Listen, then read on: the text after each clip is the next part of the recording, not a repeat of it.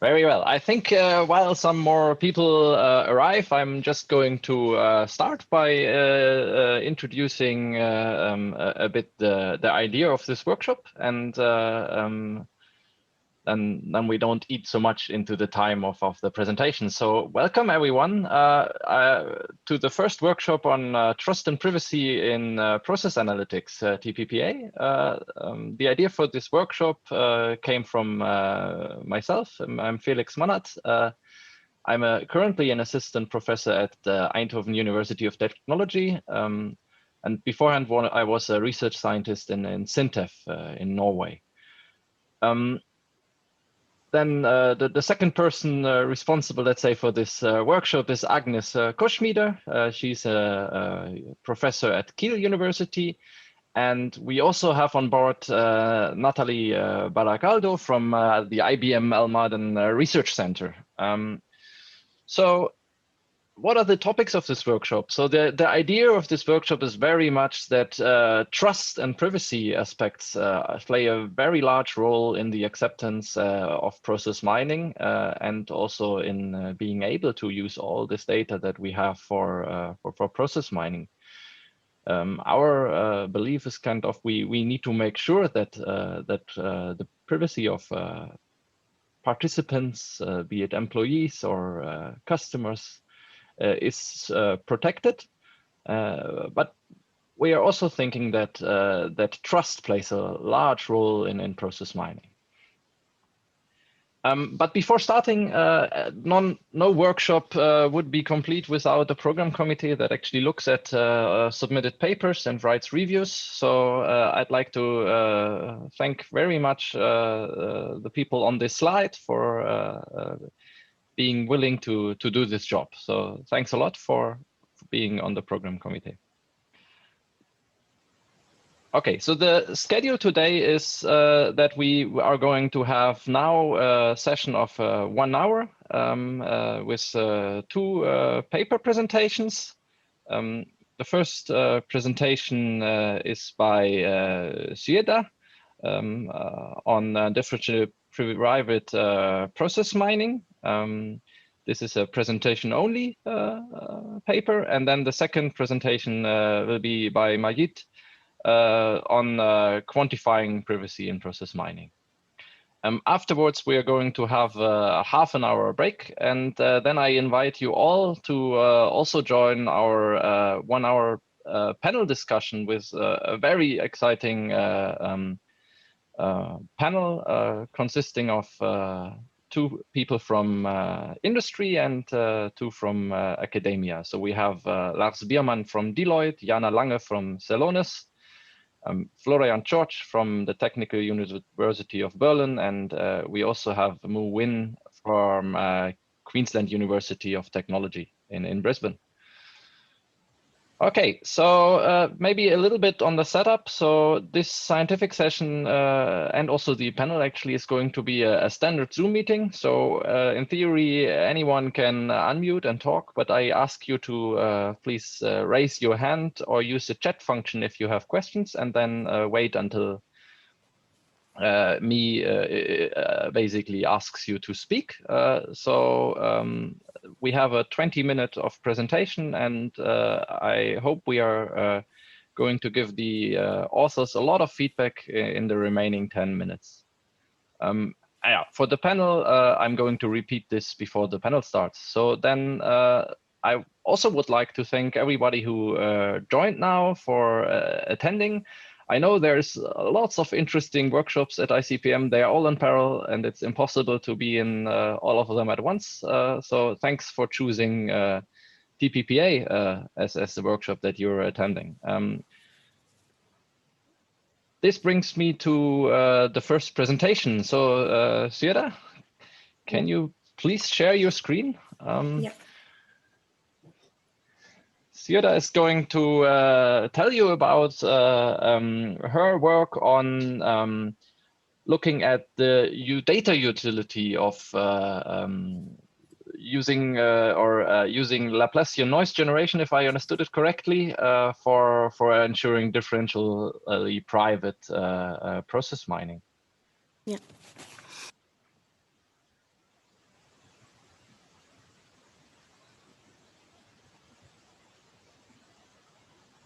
Yes, I think we are seeing something.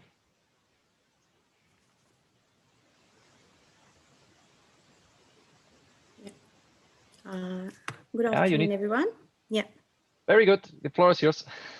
Yeah. Good afternoon, everyone. I'm Saida Amna Sohail, and I'm PhD candidate from University of Twente. The title of my research work is Differentially Private Process Mining using Real-World Substance Data Set in the context of privacy-preserving process mining. And before moving ahead, I would like to thank my colleagues Faiza Alabash, who is also here present in the attendees, and Maurice van Keulen. Okay, the agenda of my presentation comprises of the motivation behind writing this research paper, and then I will talk about the hypothesis and research questions, which allowed me to move ahead. And then I will talk about the approach based on the data analytics, that how I will proceed with the handling the real world substance data set moving ahead with the research. And then I'll talk about the methodology. Then there'll be results. And then there's a Laplace probability distribution, which is used to give the probability distribution of privacy preservation in comparison to the data utility in a graph. And then there's discussion based on the pros and cons of this research work. And then there's conclusion and future work. Okay. These days, as we all know, this is a digital economy, and we are faced with privacy preservation problems, and it is highly important for all the stakeholders to make sure that the privacy is preserved of the personally identifiable information of data subjects. Now, privacy in healthcare is also of of high importance. Reason being that it has sensitive information of people. When we talk about healthcare, it is not only about your informational privacy, it's also about your physical and decisional privacy. And when we talk about informational privacy, it's also about confidentiality, which is how to maintain how to keep the personally identifiable information intact, and it should not be revealed. And when we especially when we are in the process of process analytics, it is part of the main big data analytics process, and which also has a very high importance. But the thing is that they have to be very careful in making sure that the privacy is preserved in this regard. Now, general data protection regulation is came into practice. Hello, everybody can listen to me? Hello? Yeah, very good, very good. Okay. Just go on. Okay. Now, general data protection regulation came into in practice in May 2018, and it made sure that that the privacy preserving uninterrupted healthcare data share should be facilitated in a way that not only the fundamental rights of patients should be protected, but also the healthcare providers who are running the healthcare sector, their values and their rights should also be protected. And for that purpose, there are many advisory and regulatory authorities which are there to help the healthcare providers, and International Standard Organization is one of them. But when we talk about privacy preserving process mining, that is about process analytics. But the main obstacle here, which is considered by the scholars and industry stakeholders alike, is that when we start increasing privacy preservation, the data utility starts decreasing. So there is a privacy utility trade-off. And the considered solution is that, of course, the proposed solution is to try and maintain a balance between privacy preservation and also data utility. One possibility is differential privacy. Differential privacy is that the personally identifiable information of data subjects becomes indistinguishable if one record from the database is removed. And basically, it proposes that it maintains that privacy preservation is maintained by keeping the data utility intact, or it gives optimal data utility. And pink is a privacy integrated query, that is a command language which makes sure that that the algos which are made or conceived, they are inherently differentially private. Uh, but yes, the whole process is time and cost consuming, and the process is underway, and it's taking little time, and it will take little time. But another solution is noise adding plugins, which are already there in publicly available or broadly used process mining tool. So we thought that why not for the end users of process mining tool, why not for them at large? We can think of some ideas to make sure that if they can assess the privacy utility trade-off of those plugins, even if they are not aware of the machine learning expertise, maybe it's possible for them to assess the privacy utility trade-off of those noise adding plugins. As you all know that to further anonymize any data set, first it's given pseudo IDs or unique IDs, and then noise is further added to make it a little more privacy preserving. So in this context, my hypothesis, sorry, I have a question. Can you see the whole screen properly? Okay, that's nice. Okay.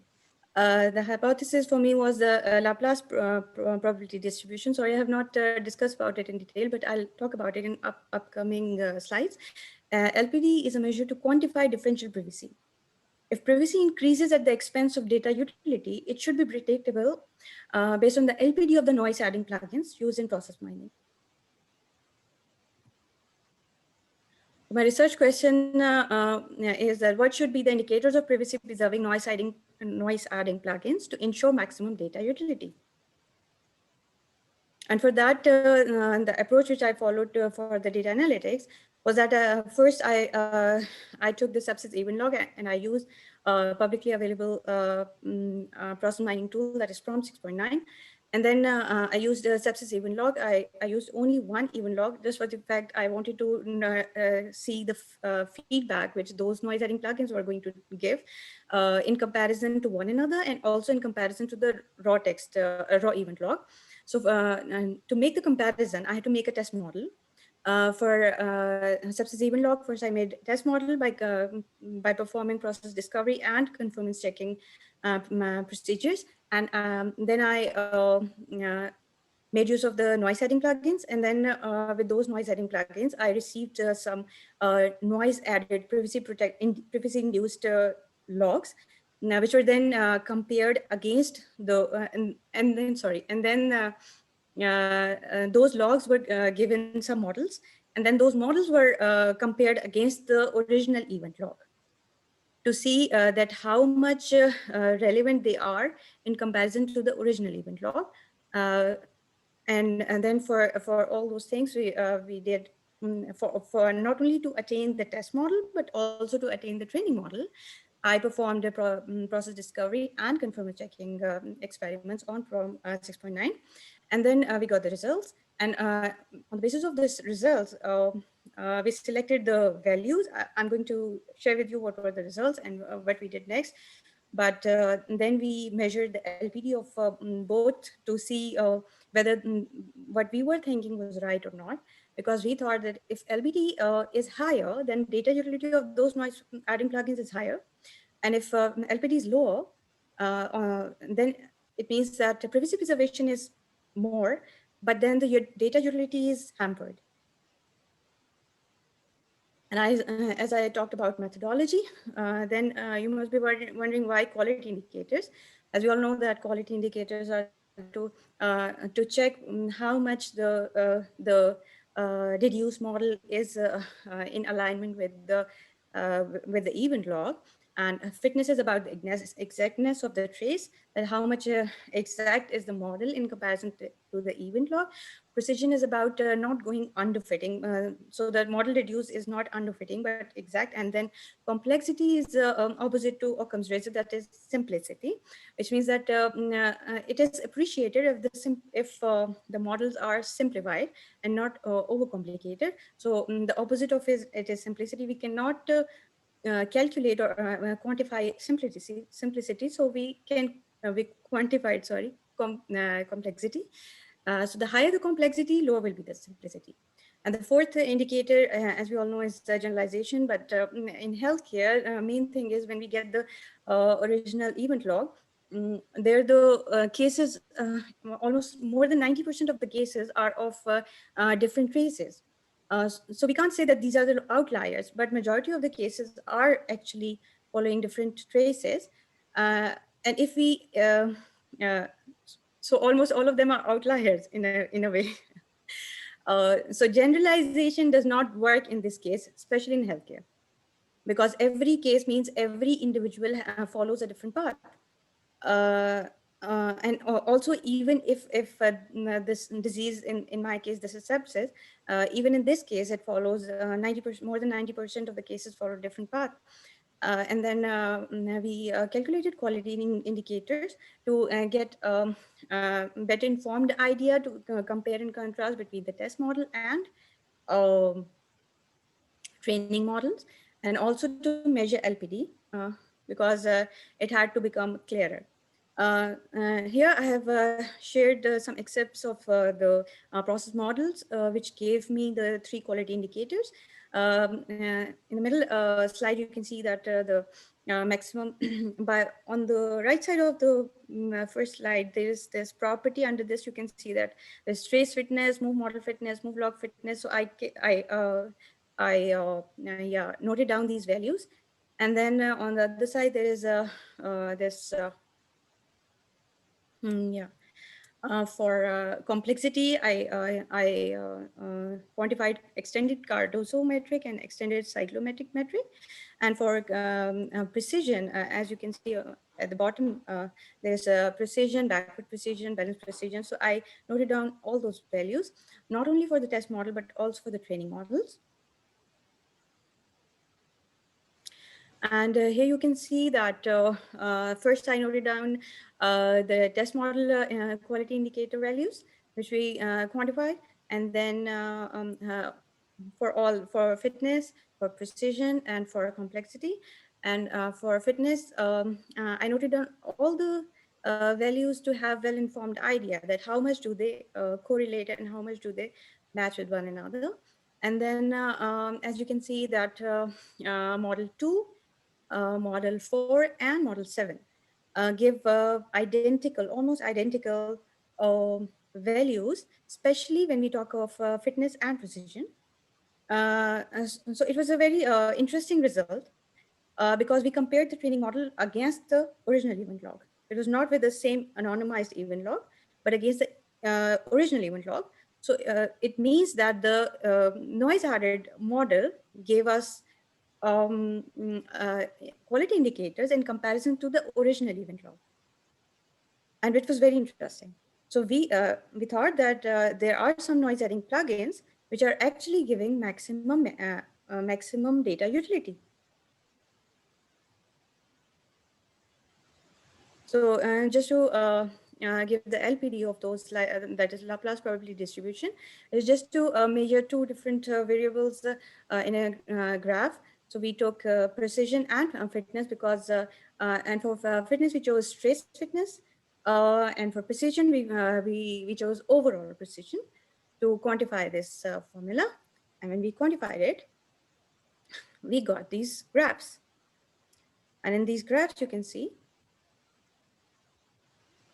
that for I, so when we saw that there is a subgroup which is identical to that of the test model, we named it as identical subgroup, and those which were diverse, not only with one another, but also against test model, we named that as diverse subgroup. And when we quantified their trace fitness and overall precision for LPD, we saw these results, as you can see, that for identical, and here we must know that higher LPD means higher data utility, and it is as optimal data utility, which was equivalent to the raw event log. So they were giving equal data utility, and they are privacy preserving. But there are also noise adding plugins which are privacy preserving, but they are not maintaining the data utility. So that's what I did, and then yeah, with the help of my supervisors, and then there are certain pros and cons that we can say that there are some exception, at least if we consider the noise adding plugins, that privacy furtherance is not always at the expense of your data utility. And as we discussed here, this prescribed method requires no machine learning expertise. It can be done by the any process mining tool end user, and it locates privacy in relation to the data utility by using LPD, and it is domain independent. It doesn't matter which data set from which domain do you add in the plugins, because they are calculated on the basis of their Laplace probability distribution. The output will be same. And then we can say that there are many event logs which are not pseudonymized, or which are not given unique IDs, or their direct or indirect identifiers are not removed. But yes, as we all know that for event log, we need to have case IDs, which is one of the three main integral part of any event log to be reduced to have any model. So we can say that those case IDs can be considered as pseudo IDs. But in Netherlands, it is in practice. We have been in touch with the IT heads from a hospital in Enschede, and he also confirmed that whenever they record some so to say, whenever they record the data, they might take the pseudo IDs. They don't write down the name of that person. And those pseudo IDs are shared with other healthcare providers, be it with the diagnostic lab or with the general physician, and those pseudo IDs are kept by one person who is who is from within the hospital, and this is done not only in hospital but also in every other healthcare provider, be it pharmacy, be it diagnostic lab, be it general physician. So yeah, it is useful method. And then event logs are not yeah, we can say that otherwise event logs are not pseudonymized. And then yes, further research on other PM tools and plugins is required in this regard. And then long-term additional privacy measures are needed for sure. And then conclusion is that noise adding plugins with identical quality indicators compared to that of test model give maximum data utility. Privacy utility trade-off is traceable using LPD. And then PM plugins are not privacy preserving, excluding pseudo IDs. That is a drawback. And for future, I would like to measure F measure of the noise adding plugins in comparison to the event log. Now I realize that it is important, just to because when we compute F measure, it talks about recall and precision. It doesn't give us true negative, but then true and negative are not even there in the deduced models. So it doesn't make any difference because we have to compare the deduced model from even long, and true negatives are not there. But then yes, yeah, TP by P and TP by P prime, they are very, very important. Then I thought it's very important to do the next, as a next step, I'll do this.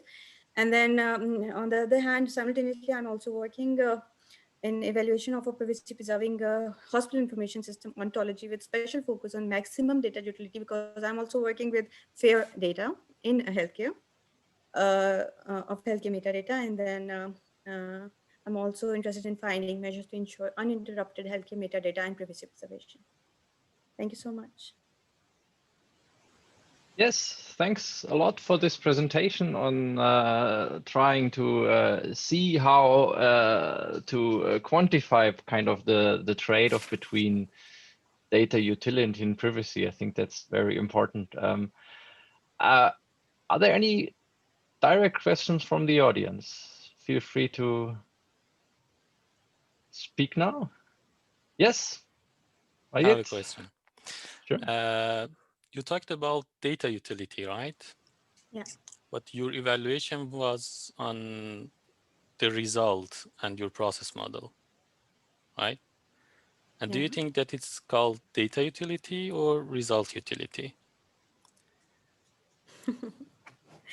Yeah, because are you talking in the terms of that when we get in contact with any data set available publicly, is already with the noise in it? Are you talking No, in that I'm form? just saying that when Oh, you evaluate your yeah. technique and you just rely on the result for one specific, probably for one specific process mining algorithm or process discovery algorithm, what you check is just result utility. It's not data utility, right? I will discuss about that in the next presentation. So I Okay. think it would be interesting Yeah, it will be to see very the interesting. difference and what we are doing. Okay. That is not Yeah. general, actually. What we are doing is usually result utility, not data utility. Wow. Yeah. Okay. That's very interesting. Okay. Thank you. You're welcome. Thanks, Majid, for the question. There's a second question by Stefan. The floor is yours. Thank you very much for your talk. I was wondering regarding the plugins you tested. Are these plugins that were developed by you, or are these plugins that you took from other people? Because it's not really clear to me. They're not developed by me. I just checked. I just checked the results. That's what I told in in the motivation and pros and cons. That yes, it is not developed by me, but it is. I just told that it's machine learning expertise is not. Not everybody has it, but majority of the people at large are using process mining tools. It is for them to see beforehand that how much the plugin they're using, and it's not about one plugin in specific. It's about 7 training. Those were actually the only plugins which are adding noise. So I just wanted to see their treatment with the data set. I was wondering, how can you map, or how do you map the noise level that is added to then, for example, an epsilon and the differential privacy thingy if you do not use something specific? Because this is unclear to me. For process discovery, I always use inductive miner. Petrinet using inductive miner, and when we use Petrinet using inductive miner, it always uses 0.2 threshold of noise. Yeah, but noise reduction, right? If I'm not mistaken. Sorry?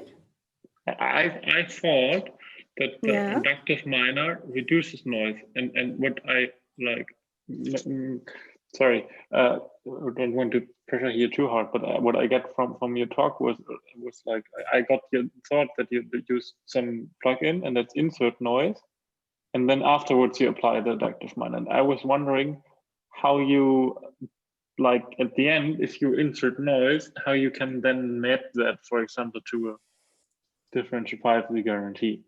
Yeah, I could not add I could not add the noise as per every noise adding plugin, because I had to get a comparative idea of how every plugin is responding to the data set.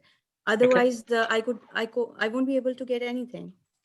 I have a follow-up question maybe, because what I think the discussion is very interesting, and it's maybe on the core of understanding your approach actually. So it's if I interpret it correct, but please let me know if I'm mistaken. You're basically looking at fitness and precision values, and yes. And you basically want to quantify how they differ when you add, for example, random noise. Is that correct? Is that? Yeah, I had to compare. I had to compare the results. Yes. Between the test model and training model. Yes. And that's how I could do it. I could compare the results of training models against this model by first computing their quality indicators. Yes. Because then I was getting the deduced models, process models. Yeah. And then I could compare and contrast that how much are they in comparison, because when we talk about fitness or precision, and they talk about that how much the trace, the exactness of traces there in the deduced model, in comparison to the event log. Yes. Yes. So I thought maybe it's, of course, more research is needed in this regard. Yeah. But then I thought that that's the right way to compare if we are comparing noise adding plugins. Yes, yes. I think you're touching on, I think actually very interesting, because I think maybe from the presentation that was a bit difficult to see or understand, but I think what you're kind of trying to quantify is not the utility or the privacy preserving properties of the event log to use to mine the model, but really of the model, right?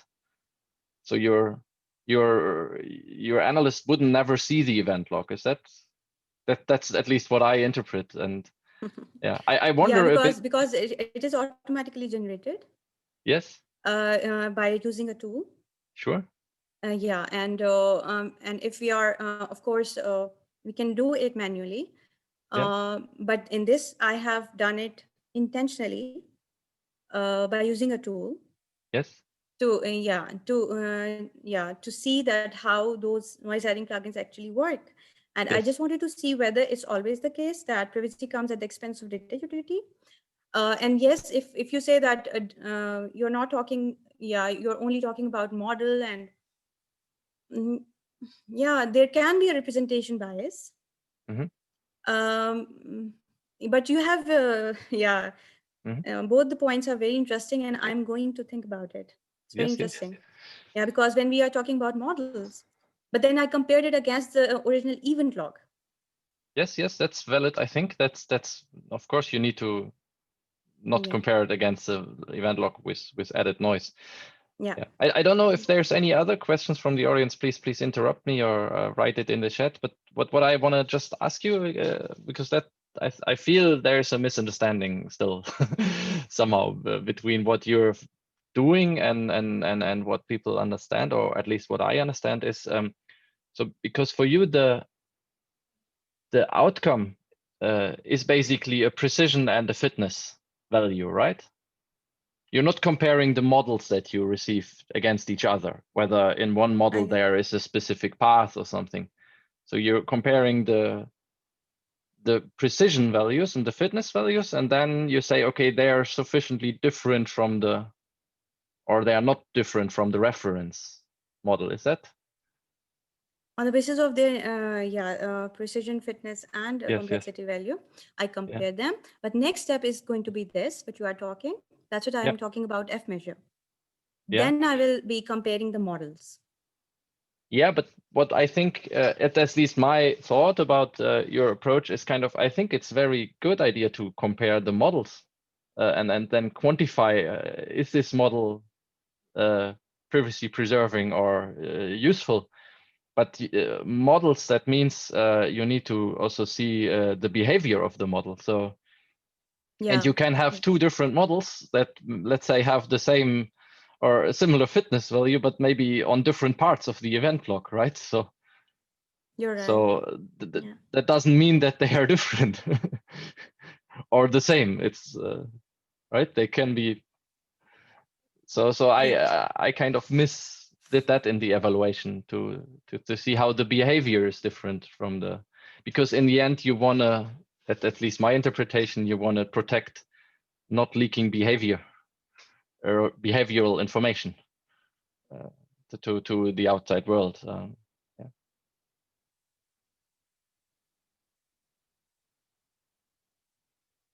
Yeah, I'm going to look at it. Yeah, in future. Yes. Thank you for your feedback. Yeah. Is there any other feedback that somebody wants to give? Yeah, I'm wondering. So For me, if you use like plugins that already existed, for me it was not clear what plugins. Just based on the presentation, maybe it's in writing easier, but like for reproducibility reasons, really good if you could like, I don't know, like explicitly name them or provide a link thingy or stuffy. That would be great. Yeah. Yeah. I used. Yeah, Sorry, I have to check my paper. No, but I think it's totally fine. I think that was more a recommendation from Stefan, so you don't need to to tell us now, basically. Okay. Yeah, but I have written it in my paper, all the names of the 7 training models. Yes. Which I used. Yes. And then, yeah, like there is this add noise to log filter. Then I added 20% of events and removed 20% of, so yeah, there are such plugins in Chrome. Yeah. So you basically use the existing noise addition tools that are not guaranteeing anything, right? They are not built to guarantee differential privacy or any other. No, because they are not inherently differentially private. That's the point. Yes. Yeah. So I think we need to also stop kind of now. This is like, I think now we're at 30 minutes since I took away a bit in the beginning. Do you have like, yeah, if you have any more questions also to the audience, feel free to stay also during the panel, and we have the whole afternoon for us if somebody wants to be in the session and talk to each other, that there's plenty of time. So then I'd like to invite Mahit to share his screen. And Sigeda, you need to stop sharing your screen because I think otherwise you cannot. Yeah. Yes. Agnes, do you want to take over for the Yes, I can do it. Good. But now we can see what is the advantage of sharing a session. So nobody interrupt the chair. So he's free to talk. Okay, Mahit, can you share your screen? Yes. So also a warm welcome from my side. And I'm very happy to introduce the speaker of this paper. And the title of the paper is Towards Quantifying Privacy in Process Mining. So he has already plenty of papers related to privacy and process mining. And yeah, the floor is yours. And we are thank you. Looking to your talk. Thank you, Agnes. I hope everyone can clearly hear me, right? Yes. So I will start. As you said, the topic and the topic of the paper is Towards Quantifying Privacy in Process Mining. And I will just start to discuss about that. So let's start with this general overview of privacy-related activities in process mining. To see what are the main concepts, what are the main activities, and where is the focus area of this paper. So as you can see, everything starts from event logs. And first we apply privacy-preserving data publishing techniques. By applying these techniques, we may get standard event logs again, that we call them privacy-aware event logs, or we may get event logs or event data which are not standard anymore, and we call them event log abstraction. When the result of applying privacy preservation techniques are not standard event logs anymore, then we apply privacy preserving process mining techniques, where the goal is to extend traditional process mining algorithms to work with the data which are modified to mask sensitive information. So we see two main activities here: privacy preserving data publishing and privacy preserving process mining. So there is another set of activities which are more related to privacy analysis, not applying privacy techniques or changing the current privacy algorithms. So we want to do privacy analysis, and can be classified, these activities can be classified into two parts: risk analysis and utility analysis. And we already saw in the previous presentation one paper about risk analysis, data utility analysis, and applying privacy preservation techniques. So in this paper, our focus is on disclosure risk analysis for the standard event logs, original event log, or the event log that we get from after applying privacy preservation techniques, and also data utility, not result utility. So we've focused on this area. I hope you can see my pointer. So let's move on. But the first thing that we need to see is that where is the risk, or where you can find the risks in process modeling or in our event logs. Let's see one example. Here you see an event log, and suppose that this event log is recorded by an information system in a hospital. So we have case IDs that are, let's say, our patient IDs. Then we have activities, timestamp, resources who are performing these activities, age of a patient, and disease of a patient. Assuming that an adversary knows that a victim data or a patient data is in this event log with little information about the activities performed for that patient, the adversary is able to launch some attacks, right? For example, if the adversary knows that 2 blood tests performed for the victim case or victim patient, then the only matching case is case 2. And then 2 types of sensitive information are revealed. First is the whole sequence of activities performed for this case or for this patient. Before that, the adversary was aware about just 2 blood tests, but now the adversary knows the whole sequence of activities, which is considered as sensitive information, and also a separate sensitive attribute like these that we have here. So we have both case linkage attack and attribute linkage attack, both 2 most famous linkage attacks that we have, right? So we have the risks. But one may say that, okay, you can find these attacks also in the context of, I don't know, databases and data mining, and what is specific for process mining. And what is specific for process mining is actually the concept of trace, because let's see another representation of event log here. Here we have, let's say, the same event log, but this event log is trace-based. We have case IDs, then we have trace, which is a sequence of events ordered based on timestamp, and each event composed of some attributes like resource, activity, timestamp. We may have some other sensitive attributes like these, and we may have some other quasi-identifiers like age, gender, and some non-sensitive attributes. And what makes this structure complex from the privacy point of view is the concept of trace, because trace itself is a quasi-identifier, and it's at the same time sensitive attribute, as you saw in the previous example, right? So if we see the individuals, resources could be individuals and cases could be individuals. If we see sensitive attributes, trace is a sensitive attribute, the whole sequence of activities or events, and we may have other sensitive attributes. If we see quasi-identifier, part of a trace is a quasi-identifier, and we may have other quasi-identifiers.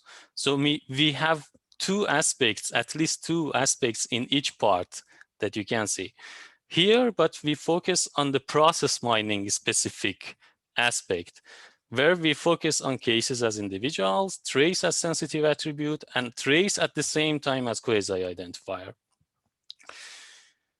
So this is specific for process mining.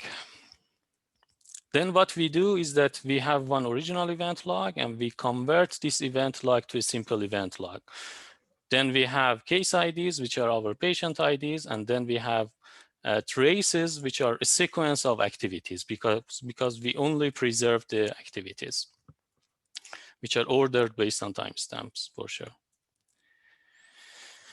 But to evaluate the risks, we need to evaluate or analyze the attacks. And to evaluate the attacks, we need to explore the background knowledge or the possible background knowledge, right?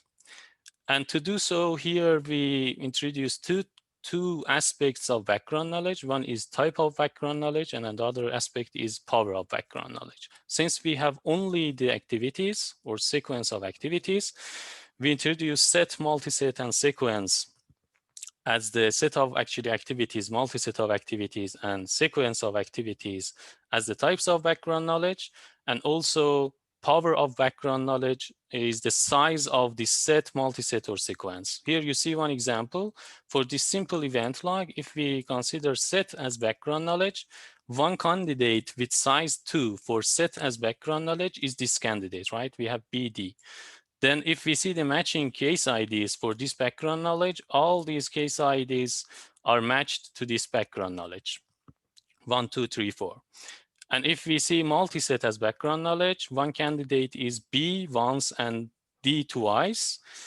Then the matching case IDs are 3 and 4. And if we consider sequence, one candidate for sequence is this sequence, BDD, and the only matching case is case ID 4. I hope you can see that from the type point of view, even we can see power for this background knowledge from the weakest to the strongest, from set to sequence, right? So these are our assumptions about background knowledge. And now it's time to introduce our measures, our disclosure risk measures. First, we introduce identity disclosure. But since here, our individuals, based on our assumptions, our individuals are our cases, so we can call it case disclosure as well. And what we do is that we quantify the risk with respect to the case leakage attack that you already saw in the first example. And this formula looks scary, but it's actually too simple. What it does is that it just calculates the average uniqueness value. So we consider different candidates for background knowledge, then we calculate average uniqueness value based on the type and size of background knowledge. So if we want to see one by one the parameters that we have here, we have L as size of background knowledge, type as type of background knowledge, L is our input, which is our event log, cand is our set of all candidates for the background knowledge type of size L. Then we have proj, which is actually set of matching traces for the type of background knowledge and for that candidate, which is X. And then we have the whole number of candidates, right? So what it calculates is the average uniqueness value. But there are two important points here. First point is that we consider equal weights for the candidates of background knowledge, but one could also consider different weights for different candidates of background knowledge based on their sensitivity. Because our background knowledge is, for example, a set of activities. And if you consider, if you see that, or you say that this set of activities are more sensitive, you can give more weight to this set of background knowledge, right? But here we consider equal weight, and one can also consider the worst case. Here we calculate the average, but the worst case for sure is the maximal uniqueness, which shows just one bound of the privacy or disclosure risk. But let's see one example. Here you see one example. L1 is our event log, then type of background knowledge is set, and the size of background knowledge is 1. If we see the candidates for the set background knowledge with type, for the type of set and size 1, the candidates are all the unique activities, right? A, B, C, D. So if we consider A as our background knowledge, then the matching traces are all these traces. So uniqueness is 1 out of 4. And it's the same for B, C, and D, right? So the average uniqueness is 1 out of 4. But let's see another example. We see another event log, but for the same type, with the same type of background knowledge and with the same size of background knowledge. Here you see the candidates. Again, the unique activities are our candidates for this background knowledge. But here again, if we consider, for example, A as our background knowledge, the only matching trace is this trace, right? Let's say this variant, because there are 4 traces for this variant. But then the uniqueness is again 1 out of 4, and the result is 25% again. But I hope you can see something's wrong or something is incomplete here. Why? Because in L2, the complete sequence of activities performed for a victim case is disclosed by knowing only one activity in L2 without uniquely identifying the corresponding trace. Actually, we couldn't uniquely identify the trace, but what happened is that anyway, we can understand the whole sequence of activities. Because if this is the variant, then the whole sequence of activities is clear. We don't need to uniquely identify that trace. So something is wrong or incomplete, let's say, not wrong.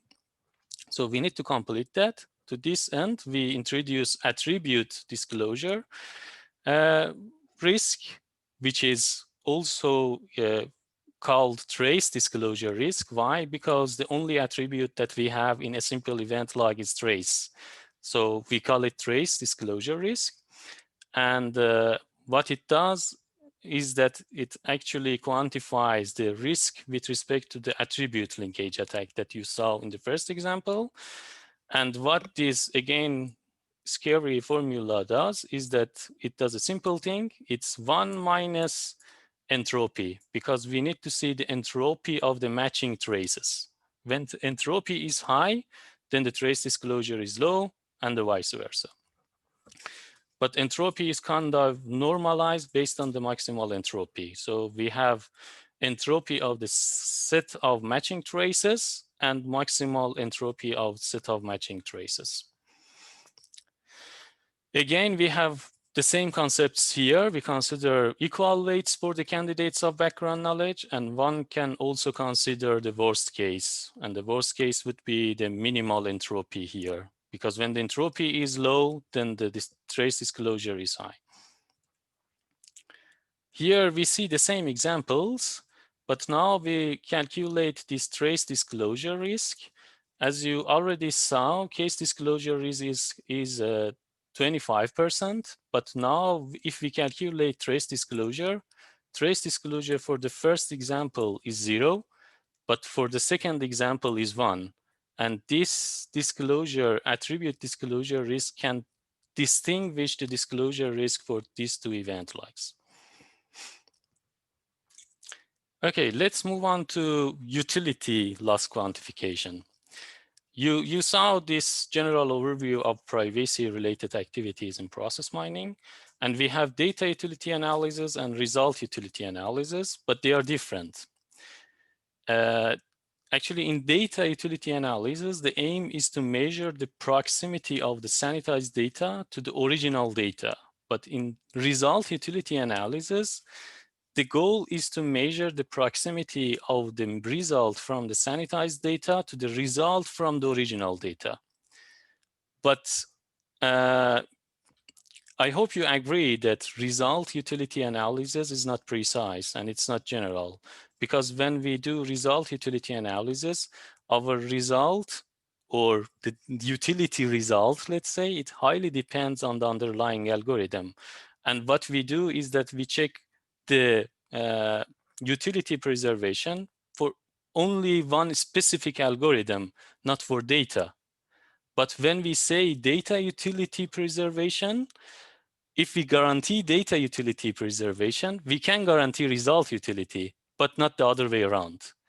If we do result utility analysis for one specific algorithm, we cannot say that we preserve data utility.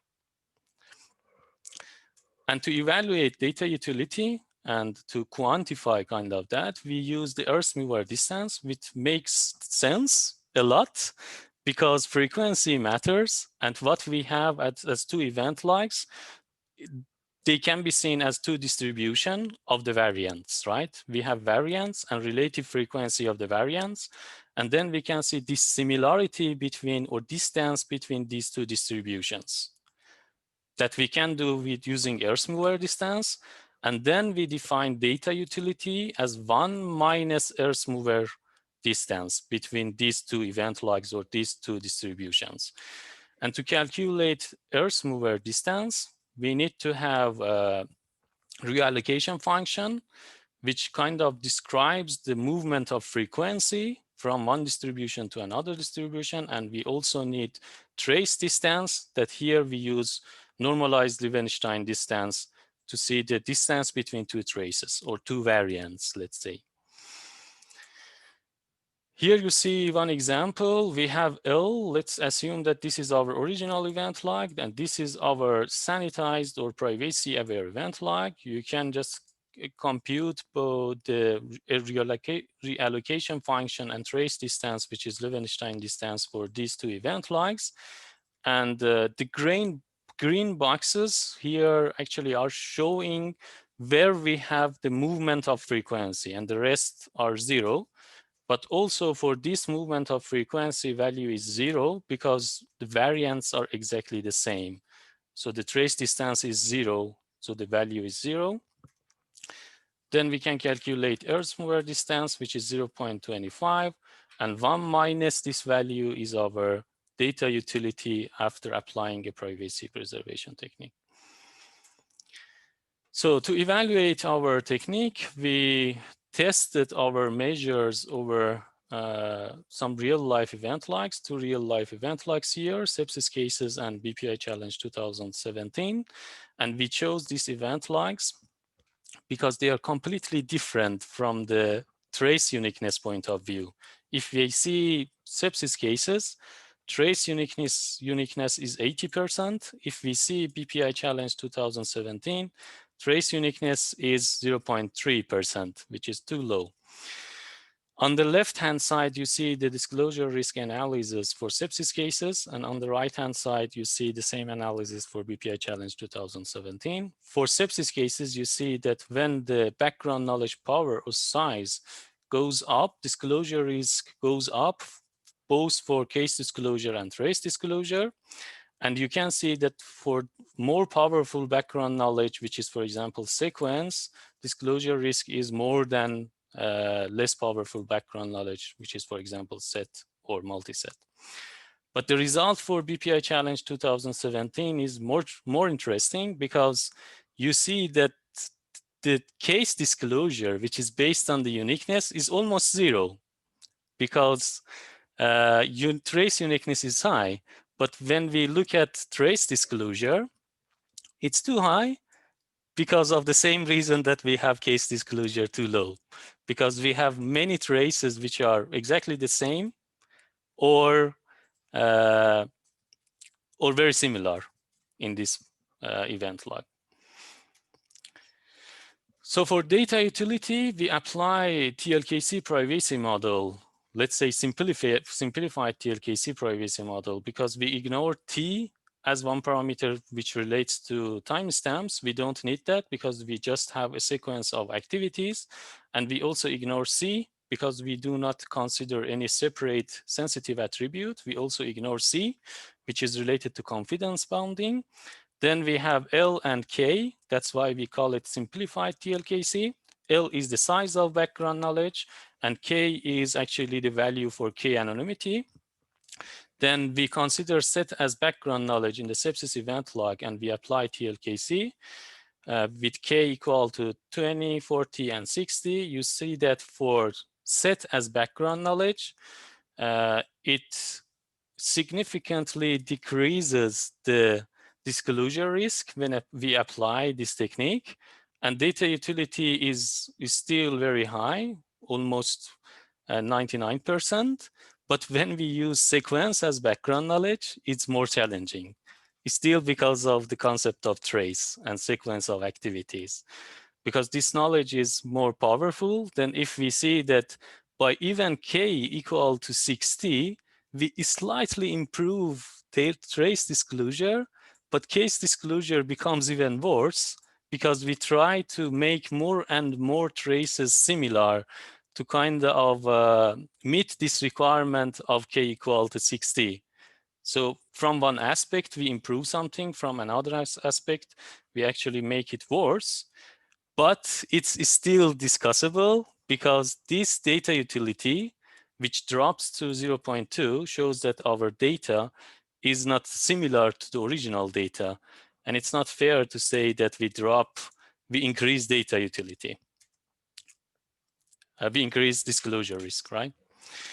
So everything complies with all the analysis that you see here, complies with the some statistics that we have here, because you see that for when the background knowledge is set, for this size of background knowledge, if we see the number of variants, when this background knowledge is used, we still have a high rate of different variants, high rate for events. We have many events remaining, and we have acceptable number of unique activities. So this result from our data utility measure makes sense based on these statistics.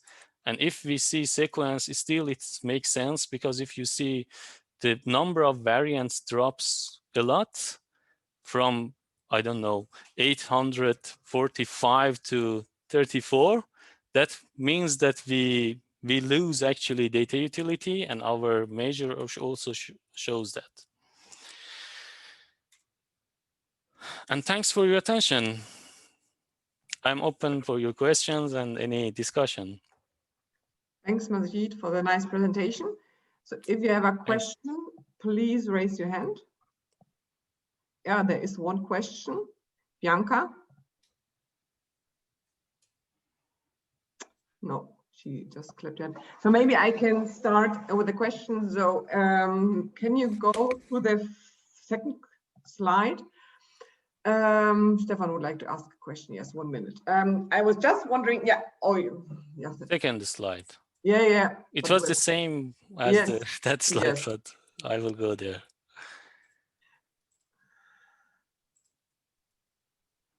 Yes. Yeah. So I was just wondering, maybe it doesn't work, is what you suggest here is first to apply privacy preserving data publishing and then privacy preserving process mining. And I was asking myself if you can also swap them. So apply first privacy preserving process mining, which, let's say, prevent of unhiding information related to process mining, and then maybe preserve privacy of remaining attributes. If this would make sense, what do you think?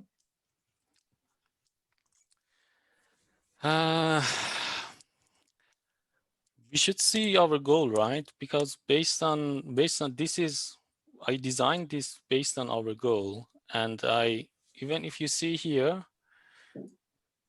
this shows that there is a dependency between privacy preserving process mining algorithms and the corresponding privacy preserving data publishing techniques that you apply. Because it depends on which technique you apply, and then you change the current process mining algorithm to comply with your change and new data to get the result. I would say it doesn't make sense for me. First, apply. You can combine both of them and have both of them in one shot, let's say.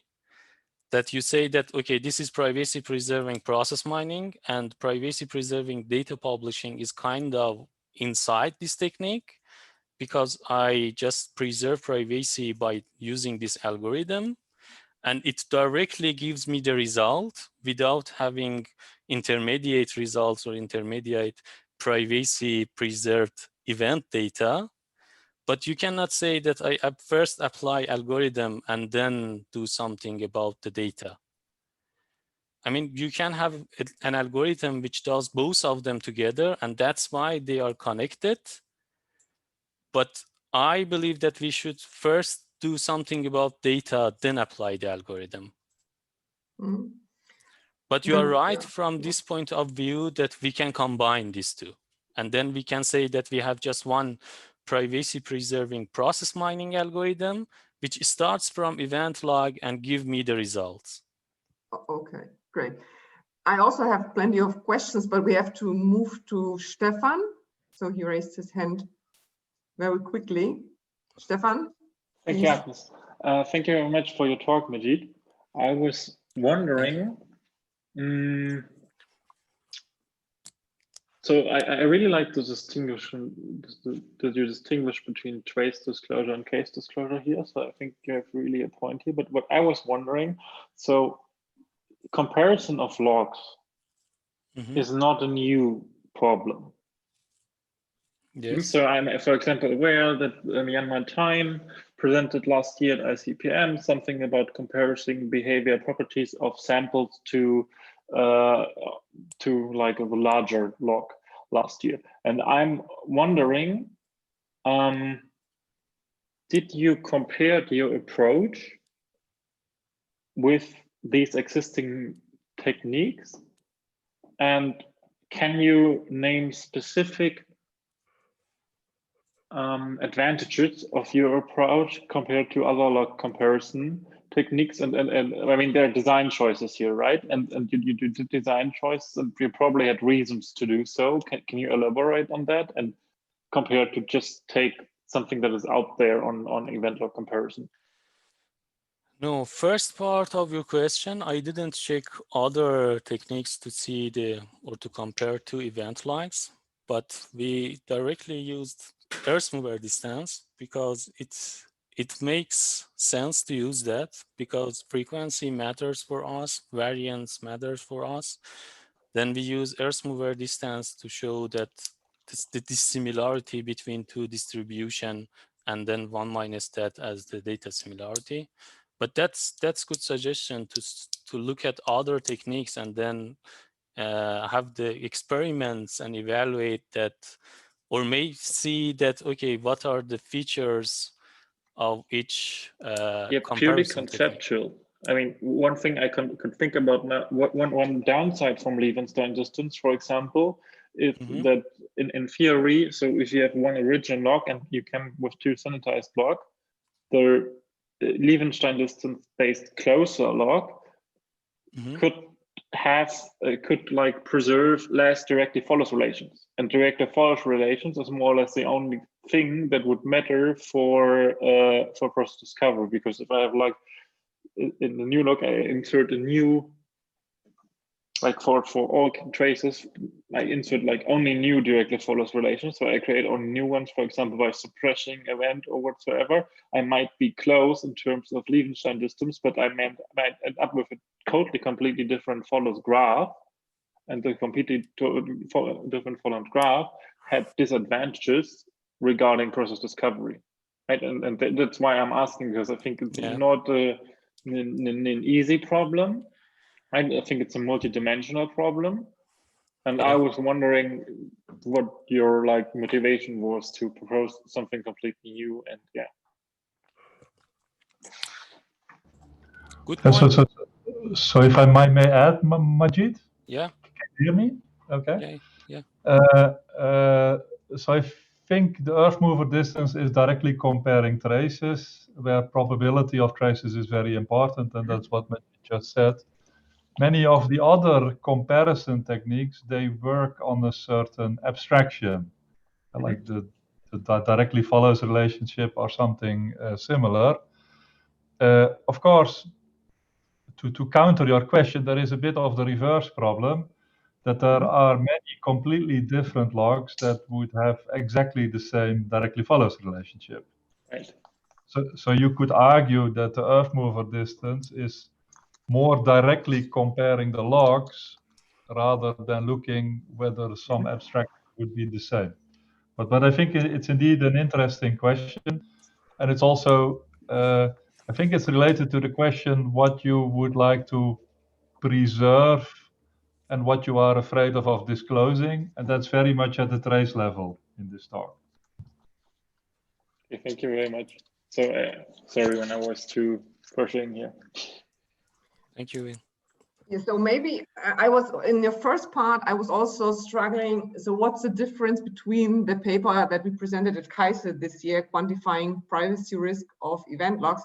But I think your advantage is that you can say you have something like a framework where, so if I understood it right, you applied your privacy preserving process mining technique, but you can also use another technique. Sure. And also you can also use another technique for trace similarity measurement.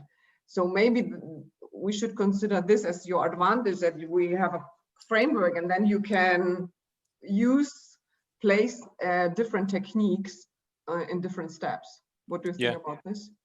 Yeah. Actually, for example, for trace distance, we use Levenshtein distance, but we can replace it with something else. Or for uniqueness, we tried in the paper to show the alternatives in different parts, but what we tried to show as a general approach is, like you said, a framework to quantify privacy. And that's why we call it towards quantifying privacy. I think we can use this framework by just replacing things or extending different parts or doing more evaluation on different aspects of what we want to see at the end as result and what we want to compare. Yeah. We still have two questions, right? Yes. I mean, we are running over in a Yeah. way, but in a way, in a virtual session, as long as nobody runs away, we can keep talking, right? Yeah, but we should leave some minutes before we start the panel discussion. So maybe Sweden? no, Sweden. Yeah, I have a question. Yeah, thank you very much for your presentation. It was really informing for me. Yeah, I have a question. Have you considered about reordering the trace sequence? And is there any possibility that if you reorder, you try to exempt the event log from the uniqueness it has, which is the biggest threat for its disclosure? You mean using anonymization technique which reorders the sequence of activities, right? Yes, yes. But Reorder in a way that the uniqueness of the whole event log is in a way concealed. And of course, if it's done, then there should be some reversible method to reorder it in a way to get the maximum data utility. it's good suggestion, but the first part is that, yeah, I just wanted to say something about data utility, that if we reorder everything, we will lose the data utility. But we should see our goal. If we want to give it to someone like anonymized data, give it a third party as process miner analysis, then we reorder everything, you give the privacy aware, or let's say anonymized event log where everything is reordered to someone to do something, then reorder everything from the result. This is what I understood from your suggestion, right? Yeah, I think it's a but yeah, it's double effort, and we should see what we get from this double effort. Otherwise, if we do that directly, for sure we lose data utility, because sequence is one of the most important things that we need to have between these activities. Yeah, but the thing is that you have chosen those data sets from publicly available platforms, right? Right. And we are not, I have checked a number of data sets for publishing purposes. The publishing models that they are existing for healthcare. There are a number of things when they are providing healthcare data sets, and they are not in the accurate form or in order, just to conceal the identities of the people involved, not only of the patients but also of the medical staff and administration. That So makes sense. it's completely dependent upon the person who it's completely dependent upon the purpose behind sharing those data sets. Yeah. So we are not aware whether the data set you are analyzing is actually distorted already or not. But this is quite philosophical question. If I want to answer that, we consider that as a data that should be like this, right? Because we have no idea what have happened to data before that, or if there are some explanation. What we want to get is the maximum result from the current data, or maximum data utility from the current data. And I don't care what people did before that on this data.